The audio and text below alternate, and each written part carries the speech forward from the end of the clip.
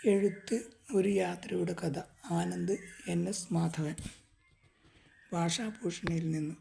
കഥാകൃത്ത്, നോവലിസ്റ്റ്, കവി, നാടകകൃത്ത്, ശില്പി, ഉപന്യാസകാരൻ, വിവർത്തകൻ, സിവിൽ എഞ്ചിനീയർ തുടങ്ങി വിവിധ ഭൂമികകളിൽ ആനന്ദ് സഞ്ചരിച്ചു.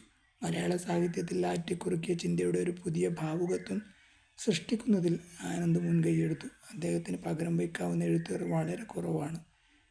NS മാധവൻ. 1971.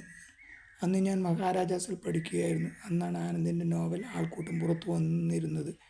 ഒരു വലിയ ആവേശത്തോടു കൂടിയാണ് ഞങ്ങളുടെ തലമുറ സ്വീകരിച്ചത്. അതിനു മുൻപ് അത്തരത്തിലൊരു നോവൽ മലയാളത്തിൽ ഉണ്ടായിരുന്നോ എന്ന് ചോദിച്ചാൽ ഒരുപക്ഷേ സുന്ദരികളും സുന്ദരന്മാരും വേണമെങ്കിൽ എടുത്തു വെക്കാം. പക്ഷേ രണ്ടും വളരെ വ്യത്യസ്തമായ പശ്ചാത്തലത്തിലാണ്.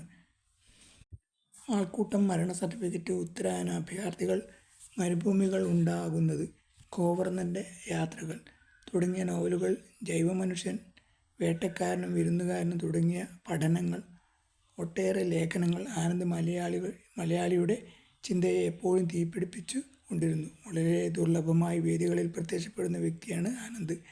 ആദ്യമായി ഹോർത്തൂസിൽ പങ്കെടുക്കുന്നതിന് എൻ്റെ ഹാർദമായ നന്ദി.